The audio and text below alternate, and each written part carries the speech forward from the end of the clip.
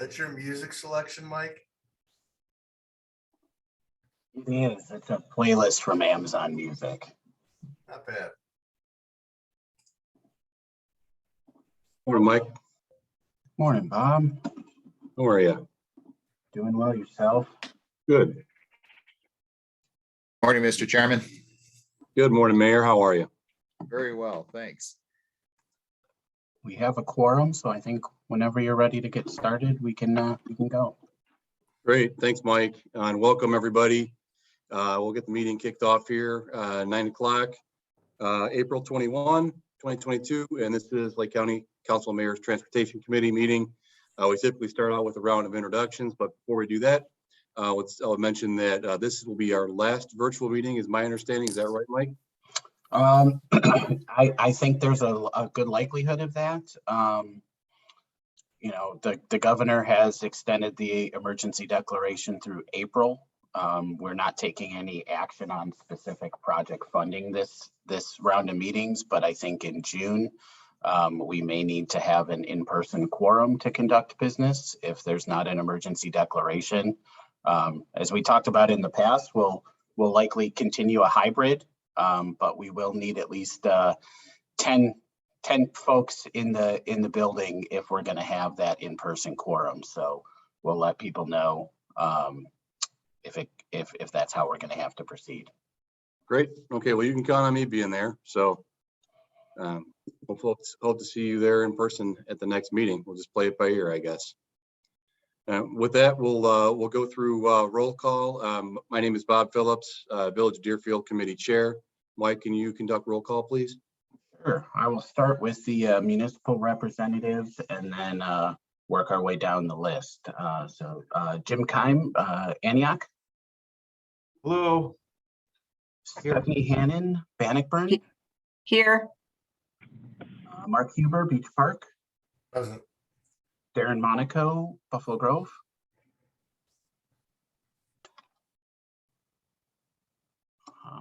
Bob Phillips, you introduced yourself. Kaylin from Fox Lake. All right, Heather Galan from Gurnee. Present. Erica Frable, Hawthorne Woods. Here. Morning. Ramesh from Highland Park. Here. Karen Dalton Lang, Lake Barrington. Here. Jeff Hansen, Lake Bluff.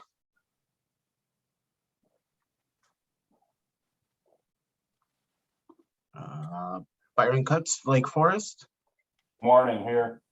Mike Brown, Lake Zurich. Present. Shane Schneider, Lake County DOT. Good morning, everybody. Here. Kevin Carrier, Lake County DOT. Morning and here. Joe Serdam, Lake County DOT. Here. Paul Kensier, Libertyville. Here. Fred Chung, Libertyville. Here. Wally Dietrich from Lincolnshire joined. Okay. Clay Johnson, Lindenhurst. Here. Mayor Jacob, Long Grove. Here. Steve Shields, Round Lake. Present. Mayor Ryback from Wadsworth. Present in Wadsworth. Join the meeting. Chris Garland, Waukegan. Here. Jesus, Waukegan.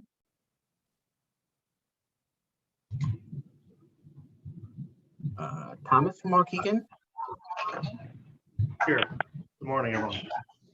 And then Rick Mack from Metro. I'm here. Caitlin from Metro. I am here. Edward Gallagher, Pace. Good morning, glad to be here. Alex Hosa, IDOT. Here. Kelsey Cassie, Tollway. Good morning. Linda Soto, Pace and LCTA. Mary Weber, CMAP. Good morning. Jamie Jackson from CMAP. Hello. And then we have Audrey Wennick from MPC. Hi, thank you. Maggie Zawinski, Active Transportation Alliance.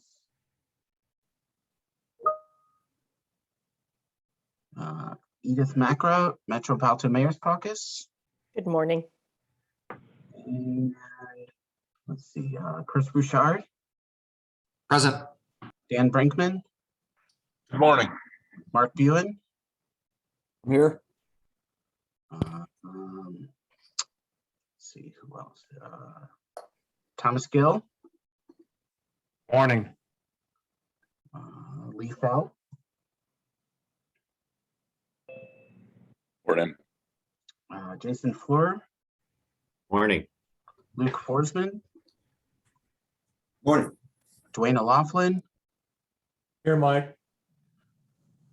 John Vanna, Morning here. Ben Vanderwall, Good morning. Brian Plum, Morning. Jim Tibble, Morning. and did I miss anybody else? I think some people came in while I was. Mike, I'm not sure if you call my name. This is Jesus with the city of Waukegan. Thanks, Jesus. Mike, it's Darren from Buffalo Grove. I think I missed my roll call there. All right, I got you, Darren. Thank you. Mike Kalen Noonan with Fox Lake. Thanks, Kalen. Akram Chowdhury from HR Green. Thank you, Akram. I got you. All right. Okay. Thanks, Mike. We'll go ahead and roll right into agency reports. There's a couple changes from the agenda that went out. And we don't have a representative of IDOT Bureau of Local of Programming. So we'll kick it off with. You want to approve the minutes from? Oh, yeah, sorry, Mike. I guess No first worries. order of business is approval of meeting minutes from January 20th, 2022. Do we have a motion? So moved. Allen Park. Each Park second. All right. I'll run through the roll call by municipality. Antioch, Aye. Bannockburn, Aye. Beach Park, Aye. Buffalo Grove,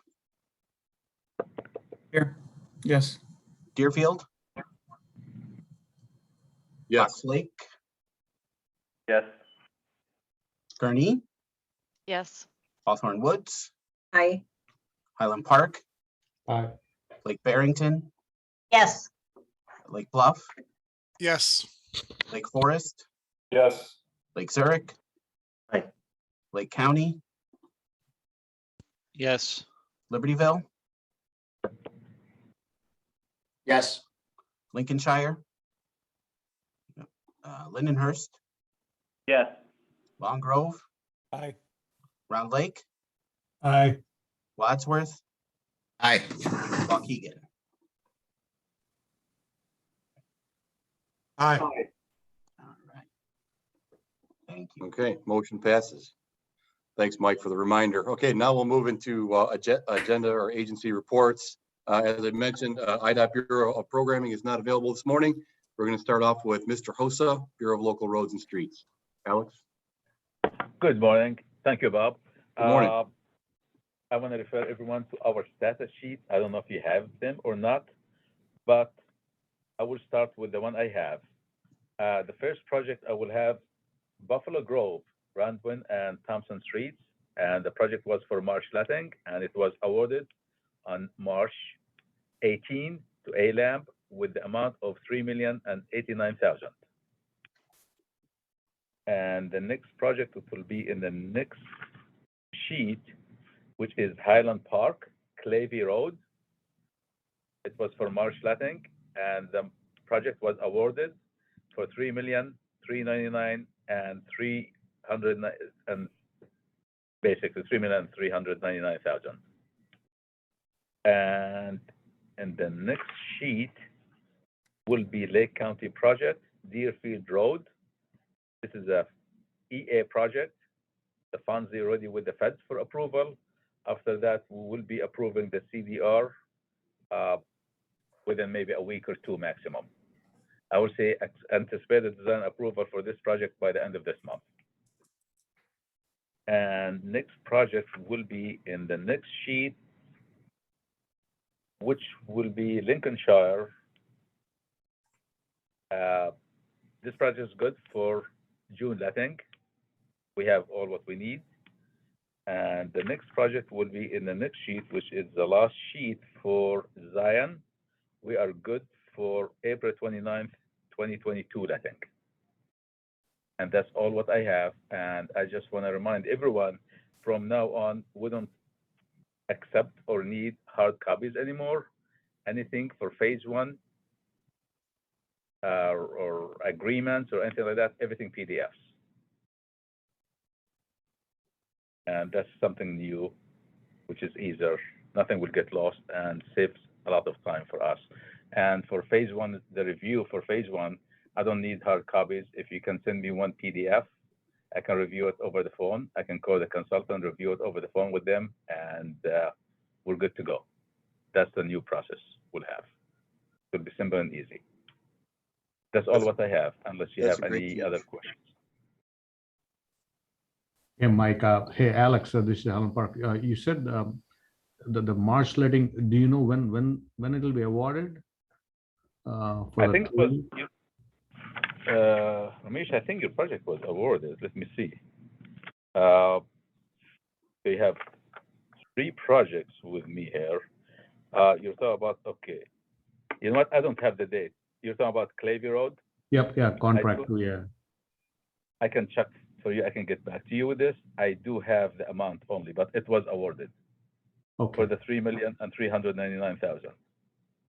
okay, all right, yeah, if you can, yeah, because we're trying to set up that pre-con. I just want to see if it is awarded, then we can move forward with that. I can give you the answer before the end of the meeting. Thank you. Sure. And that's all what I have, unless if you have any questions or anything like that, I'll be happy to answer it. And I'll be around, until the end of the meeting. Thank you, Alex. You're welcome. Thanks. Any other questions for Alex? Okay, hearing none, we'll move on to the Illinois State Toll Highway Authority. Kelsey Passy, please. Hi, good morning, everyone. I wanted to touch on our new tollway leadership. So we had a retirement of our chairman, Will Evans, in February. Governor Pritzker appointed Dorothy Aubrew as our new Illinois board chairwoman. She brings over 20 years of experience in financial services, significant public sector experience, and an active track record of service to the community. Not only did we get a new chairwoman, we have a new interim executive director, Lonnie Griffin. She's our deputy chief of program implementation and a 22-year engineering veteran, was named interim executive director April 1st. This was following the resignation of our executive director, Jose Alvarez. So Lonnie joined our agency in 2013. And it's been an integral part of the engineering team. Since 2018, she's been serving as Deputy Chief of Program Implementation, overseeing the tollway's $4 billion Central Tri-State Tollway project. With that, I want to move on just to our capital program. Our 2022 capital program calls for investing $1.49 billion. Within that, we have $296 million budgeted for our system-wide roadway and bridge repairs, just to keep the tollway in good repair, along with funding for key projects. Those projects include $439 million to continue planning and construction for the new I-490 tollway and new interchanges connecting to the Jane Addams, the Tri-State, and Illinois Route 390. This is as well as providing direct access in and out of O'Hare International Airport. Next, we have $690 million to continue design and reconstruction work for the I-294 project. And then $46.2 million is allocated to complete construction of the I-294, I-57 interchange. With that concludes my report. I'm happy to answer any questions. Thank you, Kelsey. Thank you. No questions for Kelsey? Okay, moving on. I don't think we have an RTA report today. Is that correct, Mike? Correct. We do have Mary Weber from CMAP. All right, we're moving on to Mary Weber. Ned, thank you. Good morning, everyone. My only item this morning is just a reminder that there are a few transportation and planning funding opportunities available. So applications for the RISE grants or research in Illinois to support economic recovery are due on May 9th.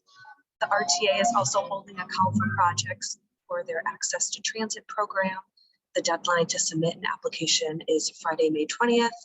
And then finally, IDOT is accepting applications for the local highway safety improvement program for fiscal year 2024. And those are due by June 17th. I'm happy to take any questions. Thank you. Thank you, Mary. Any questions? Hearing none, moving on. Rick Mack with Metro. Good morning, everybody. Sorry my camera's not working for some reason, but hope my mic is. Hope you can hear me. We can hear you. Thanks, Rick. Okay, we'll start with Metro ridership. It was reported yesterday at the Metro board meeting that our ridership is at about 31% of its pre-pandemic levels. I did hear also that April, we've also seen kind of anecdotally that there's been some increases as well. So we think that number is actually higher now, but those numbers are reported once a month to the Metro board meeting officially. As far as the increased ridership, Metro is responding to it by enhancing service on some of our lines. Specifically this Monday, we will begin enhanced service on the UP North line, as well as the UP Northwest line. Those schedules can be found on Metro's website, metro.com. Just look for alternative schedules. And so hopefully that will make a big difference. And if the communities have any questions or comments about those schedules, please let me know. Metro's looking for comments on those, on any of our enhanced schedules. We're already getting some on the UP North line from the communities on ways we can improve it. So those comments are welcomed. Another project that Metro is undertaking is ticket vending machines. We are installing ticket vending machines at all of our Metro stations. So that's 240 plus Metro stations. This is going to be a 2-year plus project. In the first round, Metro is going to be installing machines at the following stations on the UP North line in Lake County. It's going to be the Waukegan and Highland Park station. On the Milwaukee North line, we're installing machines at the Fox Lake, Round Lake, Grays Lake, Libertyville, and Deerfield stations. The first phase of it is going to be installing the concrete pads and running power to those pads.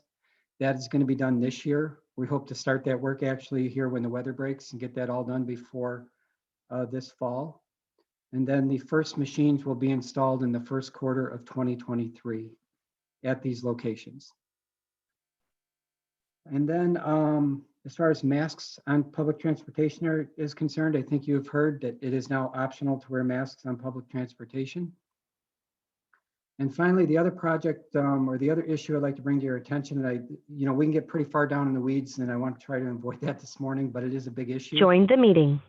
It is the Canadian Pacific and Kansas City Southern merger that could impact Lake County. The proposal is one proposal is to run it on the Milwaukee North line, divert it that way. Now I know Lake County has passed a resolution opposing it. A number of the communities in Lake County are also sending a letter in objection to that merger. Let me just sum it up this way. The easiest way to do it is Metro owns the rail line from Fox Lake to Roundout, then from Roundout into the city of Chicago. The CP runs its freight right now on that section from Roundout to Chicago and then goes north at that point. So with what this merger would do, we feel it's going to increase the amount of freight traffic on that line. It's going to increase the wear and tear on that line as well. And so therefore it will increase Metro's cost to maintain it, as well as possibly the additional freight trains will make it more difficult for Metro to run our trains. Now, some people will ask, if Metro owns those lines, why can't we just control who goes, how many trains go on it, freight trains go on it? Well, the issue is the CP dispatches those trains. So I'll give you an example. If you own a business or a house, your single family home that you live in, you own that, but somebody else has the keys to your doors, can invite anybody over when they want. They can stay as long as they want. And and they can leave when they're told to by the freight. That's pretty much what it is. So the CP kept the freight or the dispatch control on that line when Metro bought it. And so they have a lot of control for the train movements, including Metro. So that is why we are concerned and why we don't have complete control over this particular matter. And so Metro itself is objected to the Surface Transportation Board.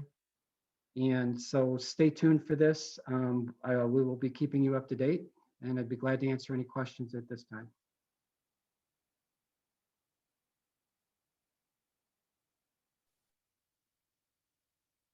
Thanks, Rick. One question for you. You broke up a little bit when you mentioned the percentage of your ridership, and could you say what that number is again? Yeah, it was reported at the Metro Board yesterday from staff that we're at about 31% of our pre-pandemic levels. Okay, that's what I thought. All right, thank you. You're welcome. Thank you. Any other questions for Rick?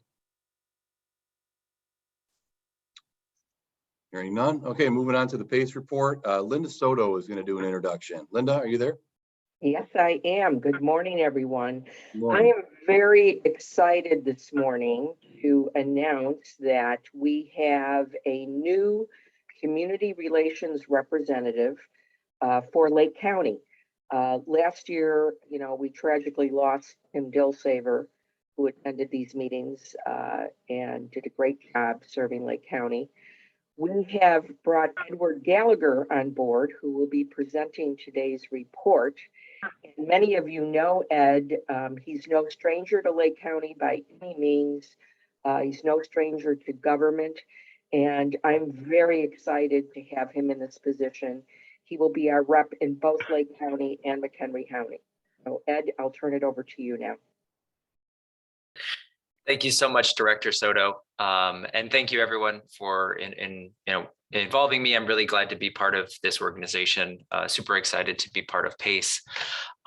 For our report today, I have to share that at the March board meeting, the PACE board approved the first round purchase for our electrification fleet in our Waukegan garage in our North Division.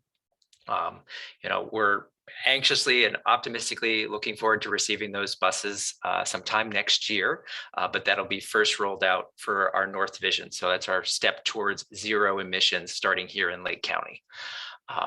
My second announcement is our Ride Lake County program is officially launching May 1st. This is in conjunction with the Lake County Department of Transportation. This is going to be a new dial-a-ride paratransit service to cover the entire Lake County. There are some really nice maps on the Lake County Department of Transportation's website that show the full area. It does technically extend just a little outside of the Lake County border.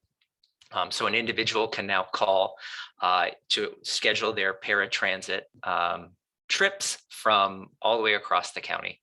That service again starts May 1st. Individuals here in the county that can qualify are seniors over the age of 60 and individuals with disabilities.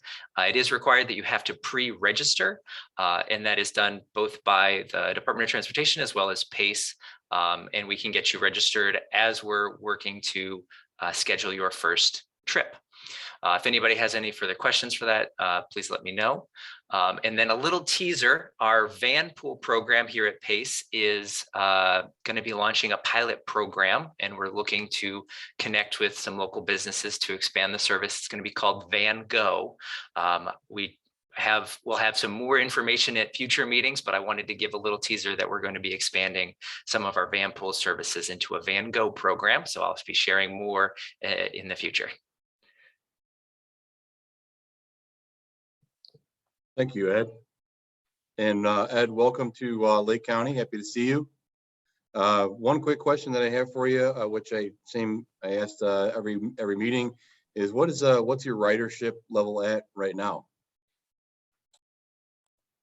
Last I had saw we were 40% pre-pandemic levels, but I have to double check what this weekly's report was, so I can get back to you on the official number. Okay, thank you. And welcome. Moving on to item number 4, functional classification request. Mike, are you going to introduce this item? Yes, let me pull up the location maps. The Village of Kearney submitted a functional classification request to reclassify Fuller Road from Stern School Road on the north down to Grand Avenue, Illinois Route 132 on the south. To reclassify this road from a local street to a collector. They submitted the required documentation. A portion of the roadway is under the jurisdiction of Warren Township, and Warren Township Highway Commissioner is in agreement with this functional classification change. Lawson Boulevard to the west is also functionally classified as a collector. So this is close to that and that may cause issues when IDOT does review it, but on all the other points, the sort of guidelines from FHWA, they are not requirements, they are guidelines and open to interpretation. So it does sort of meet the criteria for how a collector functions. And so we are looking for a recommendation to the full council at the meeting on May 5th to approve a resolution to reclassify Fuller Road to a collector, and then to forward that on to IDOT for ultimate review and approval by IDOT and FHWA. So we are looking for approval, and I know that Heather Galan from the village is here if there are questions about this. Thanks, Mike. Heather, do you have any additional comments? I believe Mike summed it up pretty well, actually. The only thing, I mean, if you look at Lawson, it kind of curves around through a neighborhood. It's not a very direct access route, so that's why we thought Fuller, even though it is pretty close, still would qualify. Yep, and I would tend to agree with that. I think it makes good sense. Is there a motion for approval on this? Wadsworth, motion for approval, Mr. Chairman. Second, Lake Highland Zurich. Park. Go ahead. We've got a motion and a second. Highland Park, I think, was the second. Mike, roll call, please. All right, Antioch, Aye. Bannockburn, Aye. Beach Park, Aye. Buffalo Grove, Aye. Deerfield. Aye. Fox Lake. Kearney. Do I have to abstain? I don't think so. But All right, then I approve. Yeah, it'll be interesting if you say, if you not approve, Heather, Hawthorne Say Woods. yes. Aye. Highland Park, Yes. Lake Barrington, Yes. Lake Bluff, Yes. Lake Forest, Yes. Lake Zurich, Aye. Lake County, Yes. Libertyville, Yes. Lindenhurst, Yes. Long Grove, Aye. Round Lake, Aye. Wadsworth, Aye. and Waukegan. Aye. Motion passes. Thanks, Mike. Moving on to the current Lake STP program.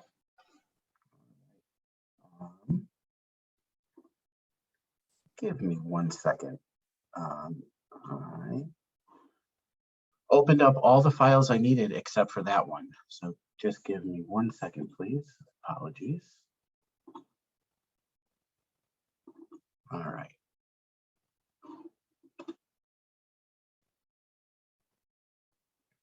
So here's our current Lake County STP program. So we are big picture, high level. We are in really good shape for spending all of our federal funding for fiscal year 2022.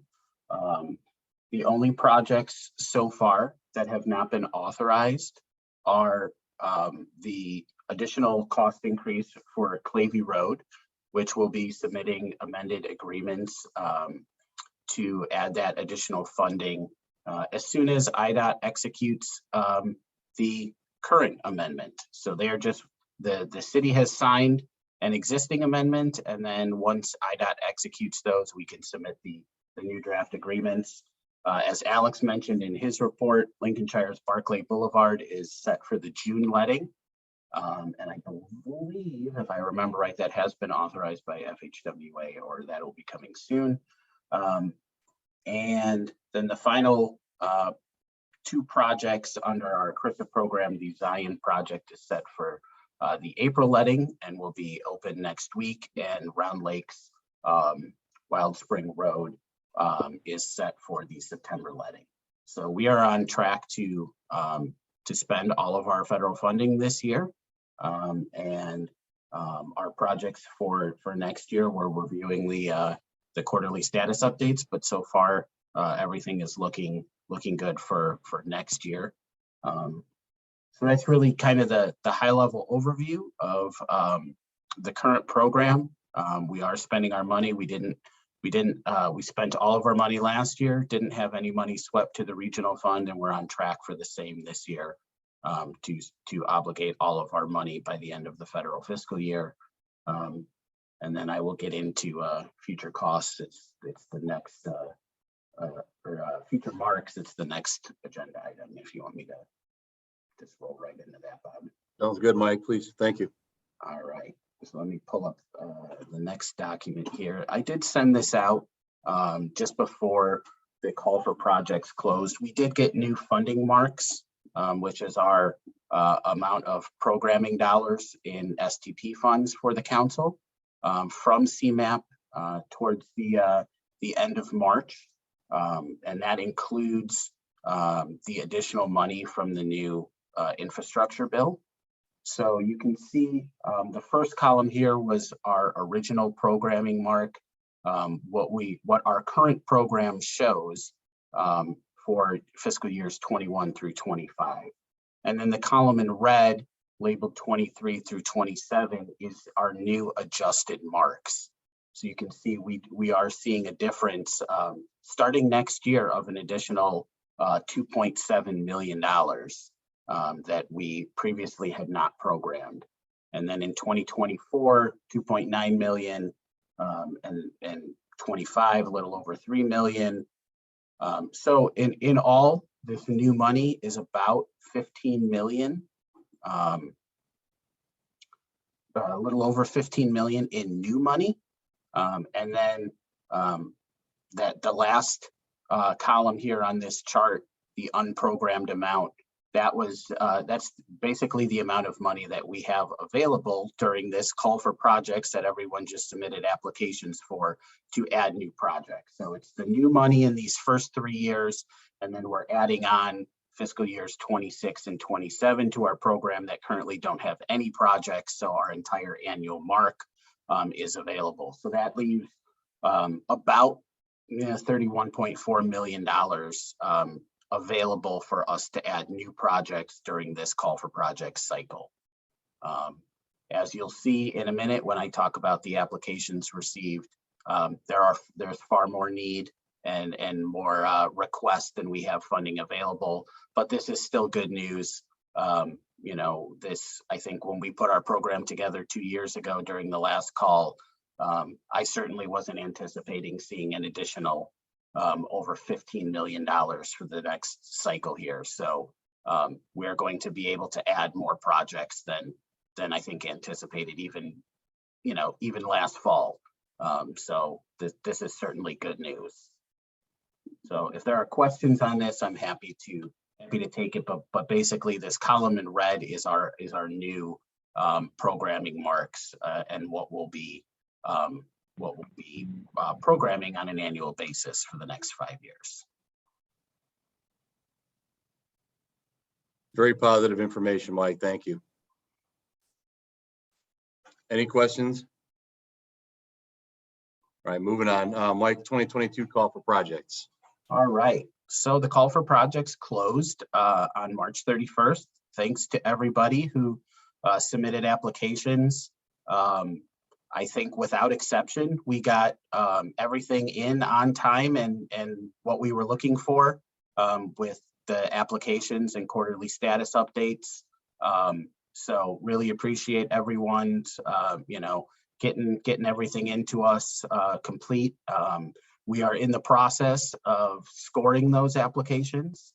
But just wanted to kind of give everybody an idea of what was received during the call for projects. So we received a total of 60 new applications for projects. Those were split pretty close to even, but not quite. We received 26 pavement preservation projects, resurfacing projects, and 34 projects that fall into the roadways and intersections. So either intersection improvements or roadway reconstruction projects.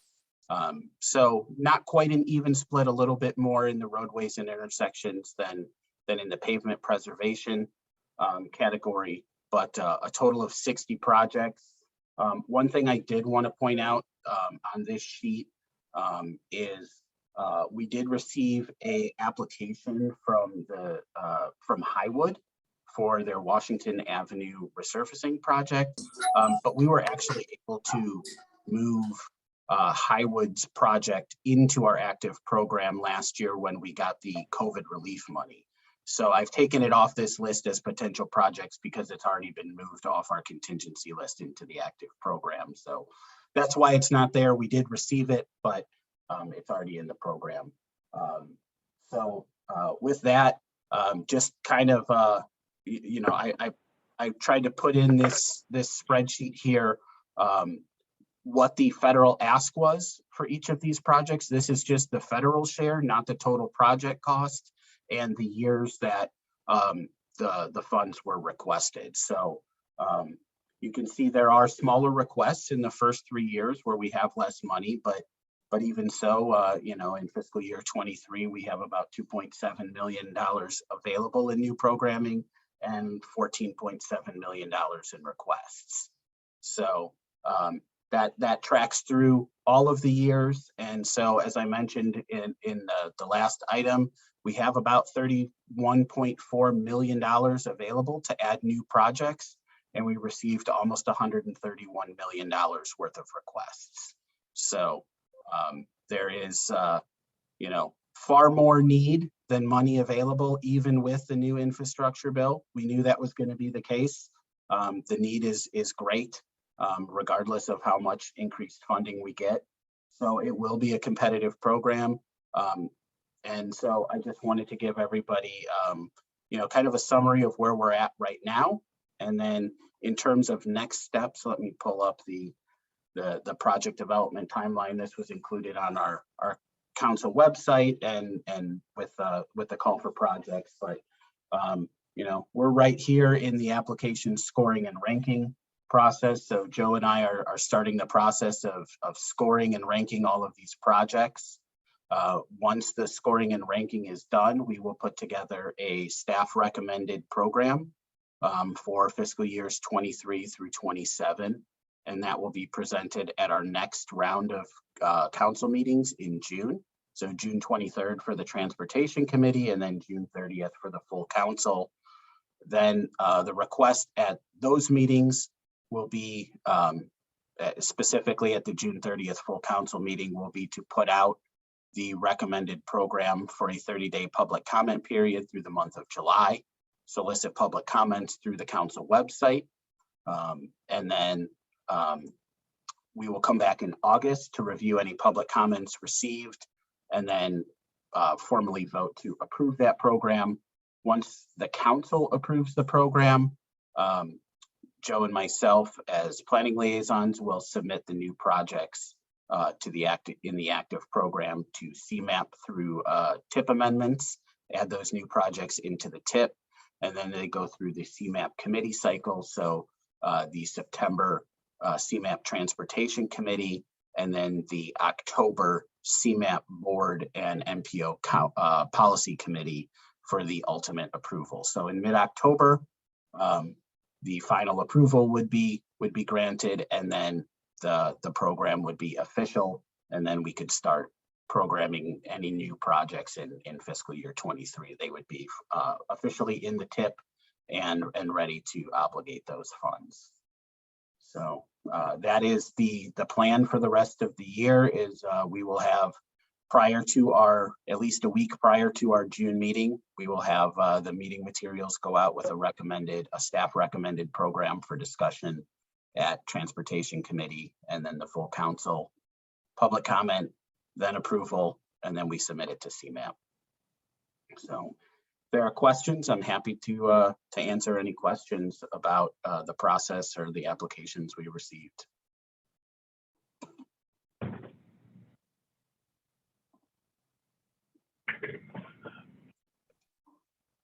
Thank you, Mike. It's a lot of information. You've obviously been pretty busy. Great job to you and your team sorting through all that, and I'm sure answering a million questions and everything else. So kudos to you guys for taking care of all that. Appreciate it. Moving on to item number 7, local bike and ped planning. We have 3 representatives from different agencies that are going to be presenting on this today, and Audrey Winnick has drawn the short straw and is going to be up first. Audrey. Hi, thank you so much. Don't feel like I've drawn the short straw. We're really, really happy to be here. I'm here with a team with Metropolitan Mayor's Caucus. Edith Macra is here, as well as Maggie Shawinski from the Active Transportation Alliance. And we're really appreciative that you've made time on your agenda for us. And I represent the Metropolitan Planning Council. I'm the Director of Transportation there. We want to talk to you about implementation of the Chicago Region Climate Action Plan and the transportation elements of that. So I'm going to share I wanted to share my screen. Is that something you can enable? Yes, let me get that for you.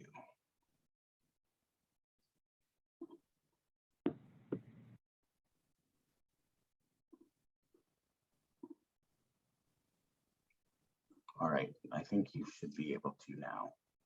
Okay. All right, so hopefully you can see a full screen of the slide deck. Thumbs up. Yes. All right. So I'm going to turn it over to Edith Macra to kick us off, since they led the development of the Climate Action Plan.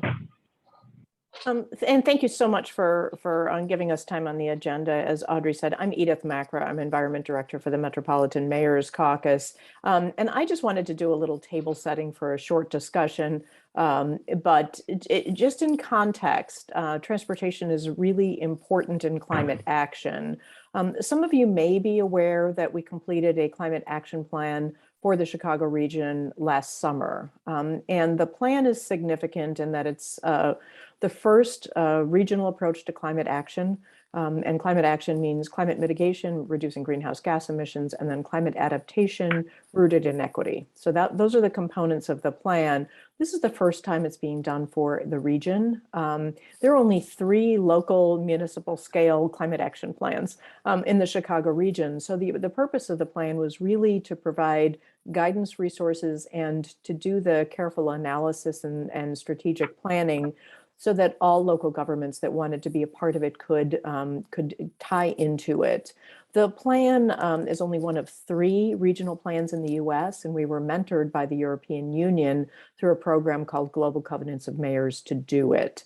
So it's been well received and has been garnering support globally, and then locally, we've put out an opportunity for municipalities to endorse the goals and to use the plan to begin to communicate to their constituents a need for climate action and a willingness to collaborate to get some of the goals done. And to date, we have 33 municipalities that have, in one county, Will County, has chosen to endorse the goals. And so thank you to those of you in Lake County that have, including Highland Park, Lindenhurst, Deer Park, and Grays Lake.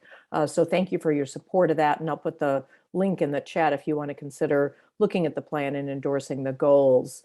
But we're immediately moving into implementation. And what the plan has done is really highlight for our participating municipalities what is achievable at a local scale for climate action. And so everything in the plan is really scaled for municipalities, counties to be able to say, this is what we can do and we can do now. And while many of these, at least for the Mayor's Caucus, is familiar in terms of energy, addressing clean energy and critically important, what's been an eye-opener for us at the Mayor's Caucus is really the area of transportation. Transportation accounts for 29% of our emissions in the region, in part because we have such a good transit system. But the two elements of the plan that we'd like to address, one of them is decarbonizing transportation through electrification, and kudos to PACE for electrifying. And we know that electric vehicles are going to be a big deal in the very near future. But the area that's really enlightening, particularly to the Mayor's Caucus, is the area to reduce vehicle miles traveled. Mayor's Caucus doesn't usually work on the transportation policy much, just because we have such amazing partners who have strengths. And we're really delighted to be able to partner with Metropolitan Planning Council and Active Transportation Alliance, who have expertise and knowledge to drive the implementation of this component of the plan forward with a fresh climate perspective that we're enjoying as a result of the Climate Action Plan. And so we are reaching out. There's a couple of components to this new and emerging program. First off, we really wanted to hear from you. So this part of the program is to garner some feedback and give us some guidance. Future components of the program may include technical assistance, and we're seeking funding. And we'll let you know if that happens. But there's two components of the plan that I'll let Audrey and Maggie talk about that are already well underway, and then we'd love to get your feedback and have a discussion. Audrey, back to you. Great, thanks so much, Edith. So I'm just going to talk a little bit about what we have already been working on and a program of events that is going to be available to you over the rest of the year. And then we like to engage in a discussion with you to just get some input about perspectives in Lake County on bicycle and pedestrian planning. So I want to just note that we have underway, certainly this conversation is part of the research, as well as we are cataloging the existence of bicycle and pedestrian plans throughout the entire region. So who has done them, how recently. We're looking at comprehensive plans and the extent of the bicycle and pedestrian transportation planning content. We're looking at the TIP, which you were talking about earlier, in terms of which projects have been funded by different federal programs and which communities have been successful in securing that funding. We're looking at data on the mode share in different communities. So where there's a good amount of biking, walking, and transit use going on, and where there's opportunities for increasing that, as well as the state of infrastructure, the extent of the infrastructure. For example, CMAP just a few years ago developed its first data set about the sidewalk network for the entire region. And so that now is a great tool for understanding the completeness of the sidewalk network throughout the region. So that's work that we are doing in partnership, our three organizations, and we'll be able to release some summary results of that just to give a sense of how we're doing in the region at a baseline. And then we're really thrilled to be here today to get some insights from you on how this planning has been going. And we'll go through a few questions in just a moment. I also want to share with you information about a series of events that we are going to be holding later this year. The first one is actually next week. And so we're very excited about that, and we'll be sure to drop the link to that event in the chat as we're going. I think I have too many screens busy right now to do that, but maybe one of my partners can do that so that you can all register. These are all free. This is a webinar for an hour where we're going to have a couple communities talking about their experiences, as well as Active Transportation Alliance talking about what it looks like to develop a bicycle pedestrian plan. Even if you have done it, there are always new things to learn. So we invite you to come to this at no charge and share best practices and learn. We're also going to be talking about transit-oriented development in June, which is very important, especially as we try to continue to build back our transit ridership. We heard the ridership numbers from Metro and Pace earlier, and we all know that ridership is down, and we want to get that back up from a climate perspective and a mobility perspective. We're also going to do an event in July on how to access federal funds. So you're working on the STPL funds, but as you know, there are other federal funds through the state's ITEP program that funds bicycle, pedestrian, and ADA. And then there are also the programs that CMAP manages, such as congestion mitigation and air quality and transportation alternatives. And so talking about how to access those types of funds. And then of course we have the federal infrastructure funds as well. So there's a lot of moving pieces, and it's not always simple to figure out how to access those funds. So we'll talk about that in July. And then we are going to do one in-person tour, which we're really excited about. This will be late summer, early fall, looking at success stories in terms of where projects have been built. We think this is probably going to be in Brookfield. And then lastly, we're going to do an event on ADA transition plans. You may have heard some news coming out of CMAP about how they're building up their capacity to help communities develop ADA transition plans. And so we're going to do an event on that as well. So we hope you'll be able to join us. And we are really excited about the potential of accelerating implementation of bicycle and pedestrian infrastructure for the climate reasons that Edith mentioned, but also for many other reasons, which I'm sure you're aware of in terms of the accessibility that biking and walking provides for people that don't drive, for people that want to use transit and need bike and pedestrian infrastructure to access transit, for people that are low income, may not have the ability to have a car. It's a very important tool for many reasons. And the exciting part is bicycle and pedestrian infrastructure is less costly than a lot of other investments and provides a whole lot of benefits. And so now we really wanted to hear from you, and we encourage folks to unmute and just jump into the conversation, or to drop comments in the chat. We'll be looking at the chat, and please tell us, how are you hearing about the need for bicycle and pedestrian infrastructure in your community? Are there specific constituencies that are advocating for this in your communities?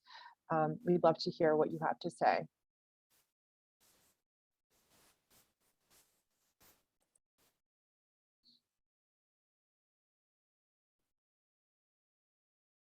Hi, this is Linda Soto again from PACE. I'm going to jump in because I am a very strong advocate on behalf of PACE and also the Lake County Transportation Alliance on increasing connectivity through pedestrian paths and bike paths. And this ties into the whole idea of multimodal transportation.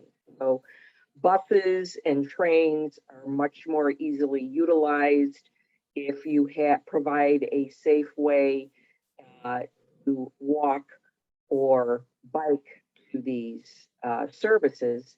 Also, of course, our PACE buses are equipped to carry bicycles. One of my other visions is I very much want to have buses go to more, if not all, of our Lake County forest preserves. And so again, it may be a situation where you want to use the bus to get there, but you also may want to put your bike on the bus. So I'm very excited about all of this, and would like to have conversations with you on the side outside of this today. Thank you. Thanks, Linda. Others, who else is hearing from your constituents, your residents, about a desire for more of this infrastructure? Certainly, I can speak for the city of Waukegan that we have a strong demand for increased bike and trail access. We were proud to partner with a number of our Lake County communities in passing the Northern Lakeshore Trail Connectivity Plan and connecting our bike paths all along the lakefront here. Very excited about that. Additionally, the city did just recently implement a complete streets policy to make incorporated future planning in our transportation for bike access, for pedestrian access, to improve that. We see a lot of demand from our environmental community, but our general community at large. Not everyone here has a vehicle. Not everyone, with the density that we have, not everyone wants to have to drive. And as we know, especially with younger populations, there's a strong call for many of them not to have to own a vehicle. And so creating those active, healthy alternatives is something that we see on a regular basis spoken about. Great, thanks, Thomas.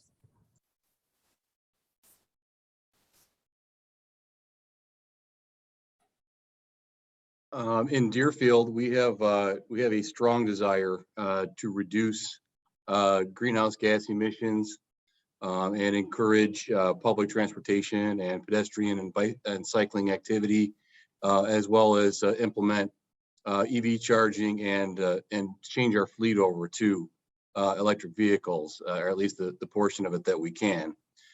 So glad to see that this group is moving forward and investigating these different options. Very great effort and a nice and thorough presentation. Thank you. Hi, I'd just like to add that in Lake Barrington, it's interesting. I just received 4 letters from students. It was obviously a class project from middle school students, and 3 of them asked for sidewalks. And we're a very rural community here. We don't have curb and gutter even. And so we're actually, I thought they would go away if I said, how about we meet on a Friday at 5 o'clock with the village president? And we're meeting this Friday with their parents and teachers. So, and then I just recently got an email from a person who moved in from a more dense suburb into our area and asked about how do I get my kids from where I live to this great forest preserve trail. And most of our streets here are Lake County DOT, to get anywhere because we're all cul-de-sacs. So it'll be interesting I'm meeting with him as well to start some sort of community-based looking at how we can maybe make the, work with Lake County DOT to make the shoulders a little wider so they're a little safer, for people when they walk on the sides of the busier road. So this is great. I'm glad to see this is going on. Thanks. Great, thanks, Karen. I have an update for the Village of Gurnee. So we had a Blue Ribbon Committee come out of our strategic plan back in, I want to say it was 2015. So a Blue Ribbon Committee is what it was called. It took on different representatives from throughout the community. It classified different areas that were in need of more pedestrian travel, created a list of projects. And we also have our strategic planning process restarting again for the next 5 years. So I imagine this will continue to be part of that as we try to check off all the different projects based on their priority ranking from that group. Great, thanks, Heather. This is Bill Jacob from Long Grove, and I just wanted to make a quick comment. As we build subdivisions, and we build them very slow because trying to preserve open space, all those subdivisions have walking trails as a part of them. The challenge that we have as a community, we've had for a long time, is those paths aren't connected. So as we, as we see road projects coming along, like Route 22 widening, Aptekissick, when that gets widened, those pathways that go along the bike paths or walking paths, whatever they are, getting those in place is key, because those provide connection points. The one in Aptekissick, if that path the road gets widened at Route 83, that will provide a access to our downtown to folks that want to ride their bike or walk. Right now, it's very difficult. Not to step on the third rail, but one of the things that we have an opportunity here to do, at least for our community, is where I live. I can't get to downtown Long Grove safely, but I can sure as heck go to almost any other community up north and hit the bike trails, the Millennium Trail, get get to Lake Bluff, whatever. And I'm an avid runner. So the Route 53 right away is a potential path for us to use as a connecting point for trails and so forth that could connect the north to the south. So we've always had a pathway plan. We're not when you talk about sidewalks, we don't really have sidewalks. It's not part of our plan, but pathways that people can safely ride their bike, walk, get from one part of our town to another has always been something that's been in our master plan.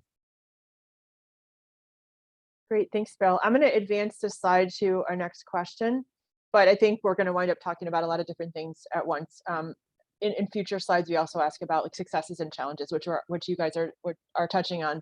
But we also wanted to understand to what extent you are using local funding to advance bicycle and pedestrian infrastructure, such as motor fuel tax or other funding sources.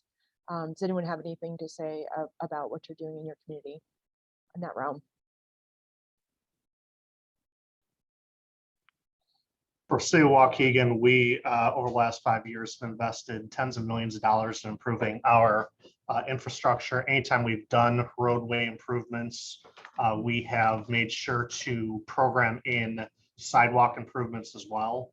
Obviously with with complete streets policies, trying to incorporate any of that same mindset into those sorts of developments. MFT, state and federal dollars, ARPA. Certainly we have more demands than we have an ability to fund at any one time. So certainly trying to build that in, but that is a staple of our planning. Great, thank you. In Deerfield, we've used a multitude of different funding sources to fund improvement on sidewalks, bike paths. We built a tunnel under Metro Rail a few years back. So we've used ITEP, CMAQ, STP, and MFT funding on a regular basis to fund these endeavors. And that's part of our natural course of doing business, is to consider pedestrian activity, cycling, transit-oriented development when we do any type of infrastructure project. So we're definitely thinking about it. I know a lot of our neighbors are as well. Thanks, Robert. I can add from the Lake County perspective, kind of switching hats to my other role, but in our capital program, we dedicate our last 5-year program from last year. We're in the process of updating it now, but last year we had a nearly $58 million in planned investments in non-motorized facilities, and that's a combination of bike paths, sidewalks, and bike-friendly shoulders, which is at least a 4-foot paved shoulder outside the stripe. And so that's a total of about 21 miles of new sidewalk. The numbers for 28 miles of bike path and a number of miles of bike-friendly shoulders as well. We have used local funds. An important thing for us last year, the legislature passed a bill that formally included non-motorized in the definition of a county highway as a authorized use for motor fuel tax. So that was an important clarification in state law for us to be able to continue to invest in these facilities. Thanks, Mike. And if I could ask one clarifying question from what you were saying before about STPL, you mentioned 26 pavement preservation projects and 34 roadway and intersection projects. Where does bicycle pedestrian fit in with those types of projects? Typically those bike and pedestrian projects are included in roadway projects or intersection projects in that sort of roadways and intersections category. Usually we don't have new pedestrian infrastructure in the pavement preservation category. Oftentimes there's that pavement preservation though does include like ADA ramps and, you know, sidewalk remove and replace to bring into compliance. But it typically for a project, just in terms of how IDOT processes the paperwork for it to be considered like a pavement preservation or resurfacing job, it's typically not including those new facilities. It's just improvements, enhancements to the existing facilities. So projects that include new ones are typically in that roadways and intersections category. Thank you. To expound on Mike a little bit, I know Lake Dot has been through Gurney a lot recently, and so they always offer us the opportunity of maintaining a non-motorized travel path at a very minimal cost to the village. So we've always accepted that when it benefits our residents. And also we've contributed rebuild funds actually to adding a sidewalk over the Stern School Road Bridge over I-94 last year. When that was built, we got approval for the sidewalk on the south side to be funded through those funds. So that's what we've used. Yeah, Great. I think at Highland Park, I think I'm sure, like, you know, you being the active transporter, you are aware of, you know, city has on their own funds, I would say close to $2+ million in the last 5+ years on simply pedestrian and bicycle pathways. We have a very robust Move HP plan. I know Jamie Jackson from CMAP is here on this call, and she was the architect before she left for greener pastures to CMAP. She was instrumental in creating that Move HP plan. And we are in the process of, again, thanks to Lake County, to get a major interconnect between Chicago Botanic Garden and the Skokie Valley bike trail, which is to the west. That is over Route 41. It's in phase 1. So that's an exciting project. And of course, city does get, we got recently 2 ITEP projects, one for adding bike lanes on Green Bay, the one that Mike just mentioned, and also one for a pedestrian bridge, which is over Route 41. So city has a guideline and a plan in place, and we continue to look for funding. And to your point regarding any of the local projects we do, roadway improvements, again, as Mike mentioned, if it is a strictly resurfacing or preservation project, there is not much room for us because, you know, we're trying to get the roadway paved rather than a total reconstruct. But anytime there's a reconstruct, like Clavey Road, which we are doing right now, we're gonna put in a 8-foot wide bike path on the south side. So there is a lot of good projects coming up, and I think you know, I can see moving forward, you know, these will be the part of every project design consideration, just to have the non-motorized option being also on the forefront along with the other infrastructure. Great, thanks so much. I'm going to just advance to the next question. And feel free to answer any of the previous questions too, but I know we have a limited amount of time. Can you share with us also, what are some of the challenges you face in trying to get bicycle and pedestrian infrastructure built in your communities? Well, the number one challenge, at least in Highland Park, again, we are a built out 150-year-old community. Most of the local roads are, you know, are not wide enough. And then of course the proximity of the you know, houses closer to the roadway. So adding a bike path does overtake some of those driveway slopes. You know, that is one thing we always face. Adding a sidewalk is one thing.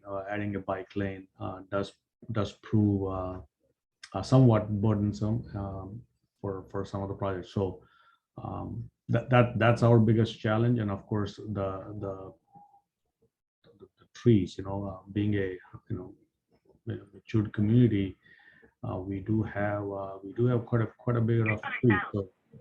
So I would say that the trees and just the driveway impacts some of the major hurdles. Thank you. I would add that most problems can go away if you have money.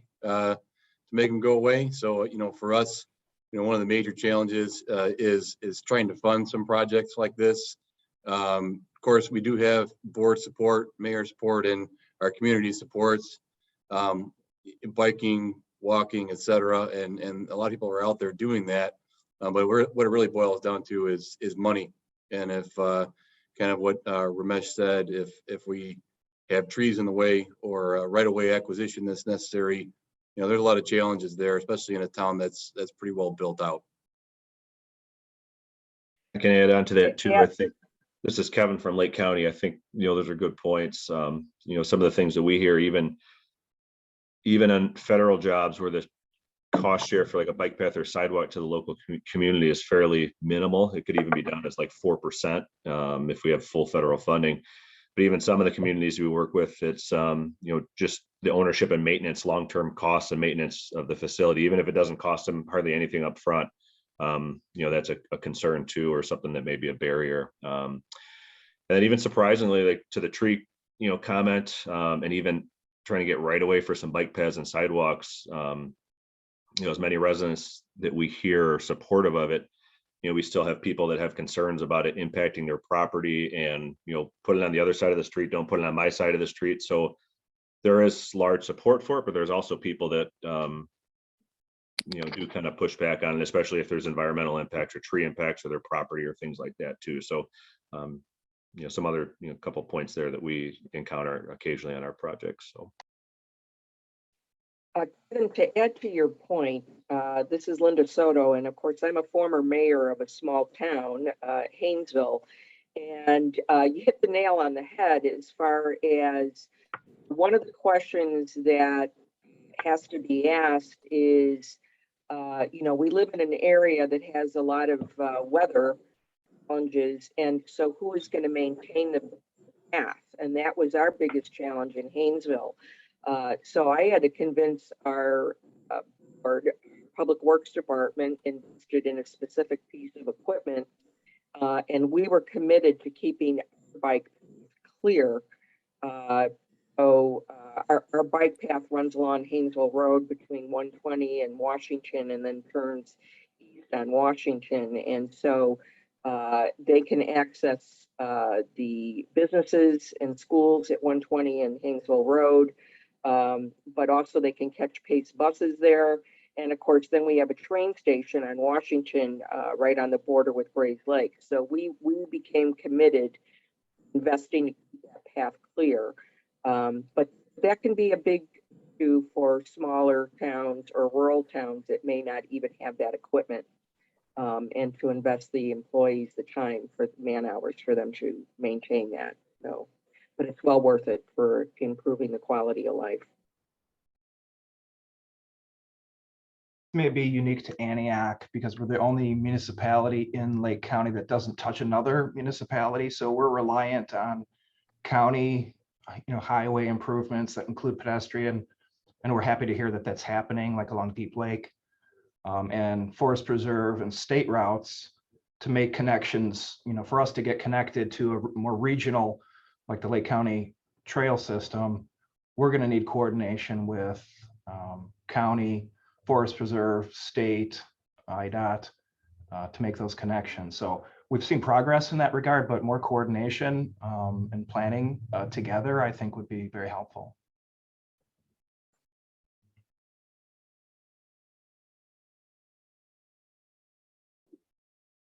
Lastly, I'll just kind of build off Kevin and some of the other comments that, we like to, when we're looking at it, we like to say the gaps in the network are there for a reason. There's, whether it's a physical barrier, a property barrier, an engineering barrier, but closing those gaps, as Mayor Jacob mentioned before, can have really big impacts, because oftentimes there's short gaps, but connect long segments. So I know we have focused on closing gaps, but there's challenges there because there's a reason that they're not already connected.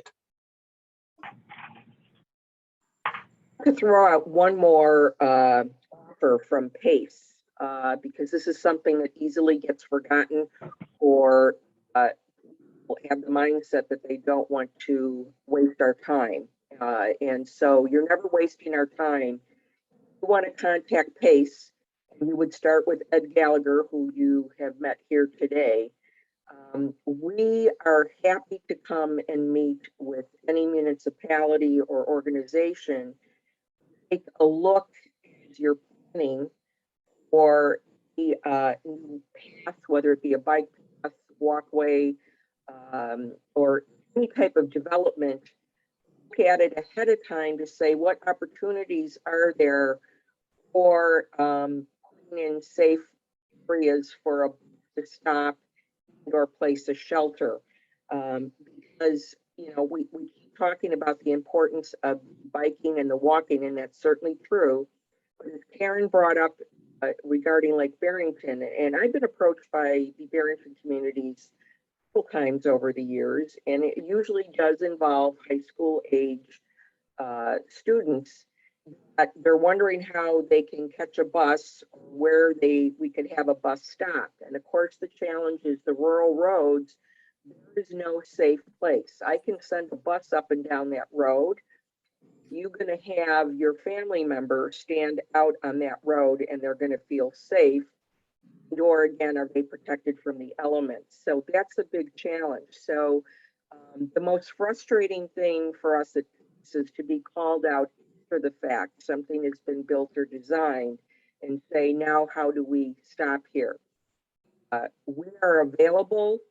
The planning department is available. And we will look and spend time with you to see what opportunities exist at no cost to you.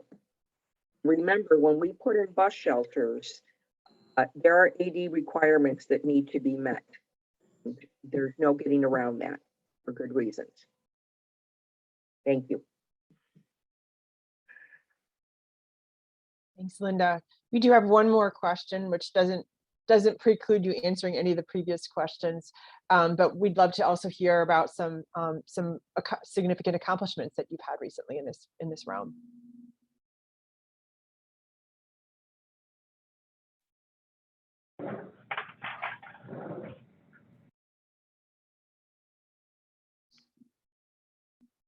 You've already mentioned a few, but are there any others that stand out? I'll chime in again.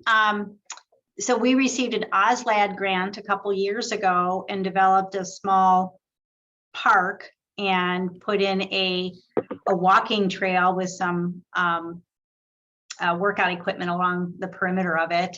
And so that's been very popular. So it's a small trail, but it's a victory.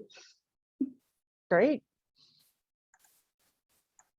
I'll shout out the partnership between Zion Winthrop Harbor, North Chicago Beach Park, and Waukegan in implementing that, first developing the Northern Lakeshore Trail Connectivity Plan. I know that Beach Park, as an example, just submitted for federal funding with the community projects funding opportunity with our congressional partners for some funding to implement an aspect of that. So that's certainly an incredible step in the right direction. And then I'll just give general kudos to all the folks on this call and everyone that helped to push the state to change the funding law for state roads and those pedestrian and additional sidewalk, the fact that we don't have to offer a match for state roads and the paths next to them, I think is a tremendous and impactful change. We've seen that just in the improvements they've made on 120 west of 131 through Waukegan and Park City, which is really improved the pedestrian access along one of our high schools. So that's really been impactful. Thanks so much for sharing that. Active Trends and MPC were largely behind getting that bill passed, so it's wonderful to hear the impact in the field.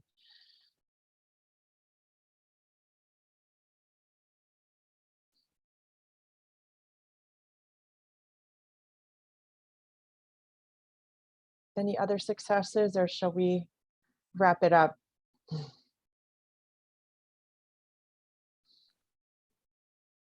Audrey, if I Nope, go ahead, Edith. Go ahead, Edith. I was just, before we wrap, I guess the one question that I'd like to put out there still is, with the resources that the Mayor's Caucus and Metropolitan Planning Council and Active Transportation have, is there something we could do to be helpful? What might you need from us or would be useful to you?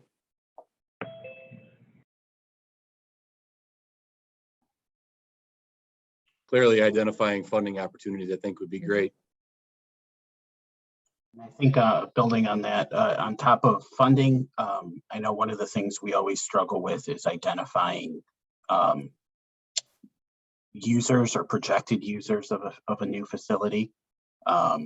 Data, we recently got access to Strava data through Strava Metro, but that's only a small percentage of people who happen to use that particular app for their trips. So it's better than nothing, but data on usage on any system available would be immensely helpful, I think. Thank you. Yeah, Mike, and there's a new regional model called Replica. I don't know if you've heard about it or you have access to that. So, all right, you already have that.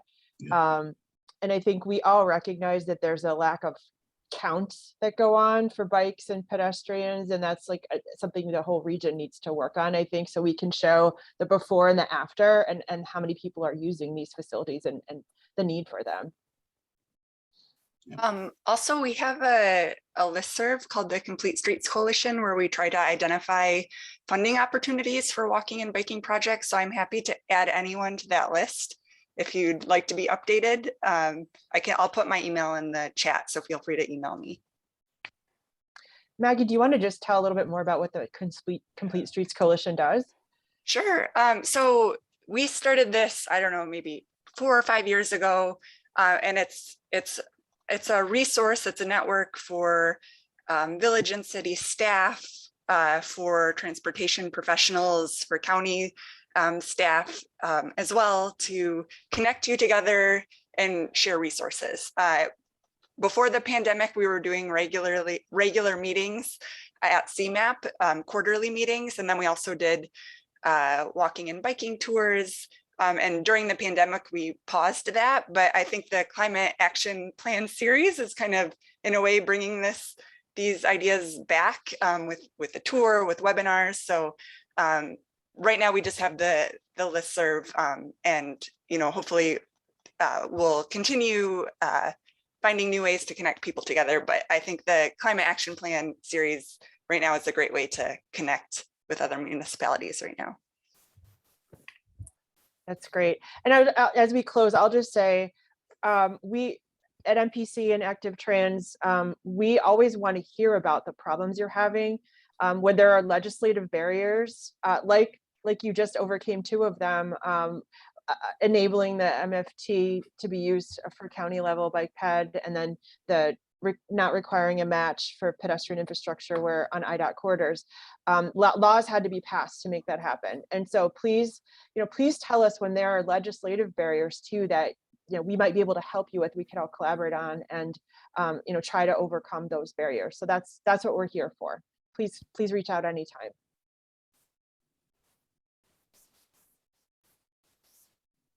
Thank you all. Does anybody have anything else before we wrap up on this item? Chair Phillips, if I could, this is Kevin with Lake County. On the topic on the screen here, I think it's important just to mention a couple projects that were Lake County DOT projects, but I'm bringing them up because they were funded through the council of mayors here. And they had bike path and sidewalk on them. So for recent victories, our 14th Street project, which is in Waukegan, North Chicago, Wyland Road, which is in the Buffalo Grove, Lincolnshire area, and then the Quentin Road project, which was Lake Zurich and Kildare area. And those were, complete streets project with bike path and sidewalk that, couldn't have gotten accomplished if it wasn't for the local council here. And then those communities partnering up with those communities too. So those had a lot of great connections, involved pace bus stops and things like that too. So just, coming out of the council, a couple good recent victories. So. Great, thanks, Kevin. All right, I think we've run out of time here, but thank you for such a lively discussion and all the great information you shared with us. And we look forward to engaging further with you on this. Thank you all. Very worthwhile conversation. Sorry the meeting went so long, everybody, but I think that was worth getting that information out there and hearing everybody's comments and questions. Mike, do we have any other business on today?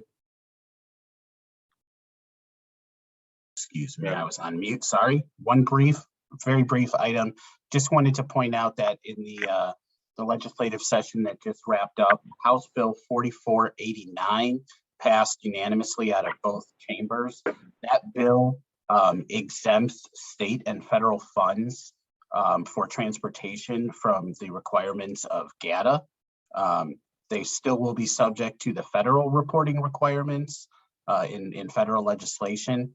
But assuming that the governor signs that legislation, IDOT will issue a circular letter providing some additional guidance. But it should reduce some of the reporting burden that we've had for projects under the GATA program. So MFT was exempted last year, and now state and federal funds for transportation were exempted in this legislative session. That's all I have. Good info. Thanks, Mike. Mike, do we have any public comment? We have a hand raised, Ed Gallagher from PACE. Hey, Chair Phillips and the rest of the body, I wanted to update. I did get a quick update on our riderships. We're actually doing better than I had stated at the beginning. We are actually at 50% ridership to the 2019 numbers. And here in our North Division, we're doing better with 60% ridership compared to our 2019 riders. That's great information. Thank you. I always like to report that info up. Much appreciated. Any other comment, Mike?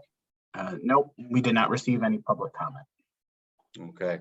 Mike, this is Alex from IDA. I want to reply back to Ramesh for his answer for his Clavey Road. The project's not awarded yet. We have the lowest bidder, the $3.39 million. It's not awarded yet, but the papers in Springfield for processing the award. Thank you, Alex. Sure. The next meeting is June 23rd, 2022. I'm looking forward to seeing at least some of you in person at Lake County DOT on that date. I know, as Mike mentioned, that'll be a hybrid meeting most likely, but we'll play that one by ear. And with that, I'd like to adjourn the meeting. Thank you, everyone. Thank you. Thanks, everybody. Have a great day. Thank you. Bye-bye. Everybody. Bye. Thank you. Thanks, everyone. Thanks, Mike.